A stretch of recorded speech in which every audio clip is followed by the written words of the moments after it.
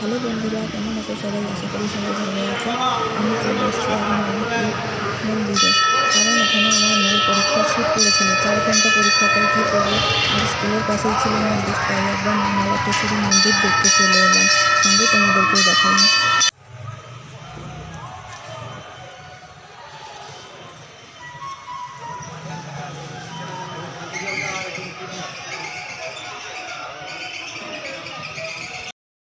মন্দিরের পেছনেই তৈরি হচ্ছে পার্ক।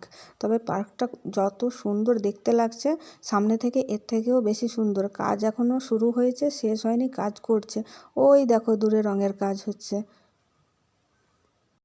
4 ঘন্টা তো বসে থাকা মুখের কথা নয়, তাই মন্দিরের পাশেই আছে একটি মসজিদ, কিন্তু মসজিদটা আছে পাহাড়ের ওপরে, উঠতে দম বেরিয়ে গেছিল।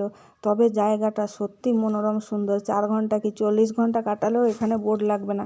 এত সুন্দর মন্দির ভাবা যায় না।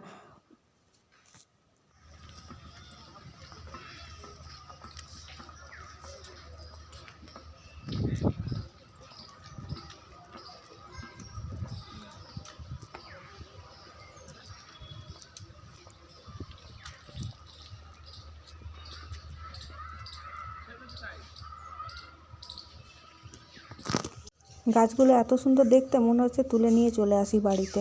এত সুন্দর গাছ এখানকার। মসজিদের পাশেই আছে একটি পার্ক। পার্কটা ভেবেছিলাম বন্ধ আছে, কিন্তু না, দেখলাম খোলা আছে। কি সুন্দর লাগছে, মনে হচ্ছে এখান থেকে আর বাড়িই যাব না। এত সুন্দর পার্ক, আমি ভাবতে পারিনি মসজিদের ভেতরে এত ভালো পার্ক আছে।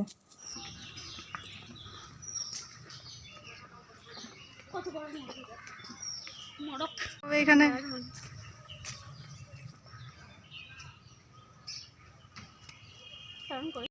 পার্কের সবচেয়ে আকর্ষণীয় হচ্ছে এই জায়গায়, এখানে দেখো একটা নৌকা বাঁধা আছে, আর এই ব্রিজটা খুব সুন্দর লাগছে সামনে থেকে দেখতে।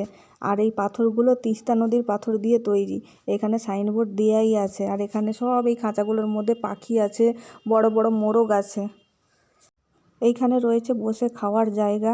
এত সুন্দর রেস্টুরেন্ট, ক্যান্ডেল লাইট ডিনার খুব সুন্দর হবে। পাশেই আছে রেস্টুরেন্ট, যা যা খাবে অর্ডার করলে সঙ্গে সঙ্গে দিয়ে দেবে। চলো আজকের মতো এইটুকুই। মেয়ের ছুটির ঘন্টা পড়েছে, তাই আর থাকা গেল না। তাই আজকের মতো টাটা, বাই বাই, সবাই ভালো থেকো।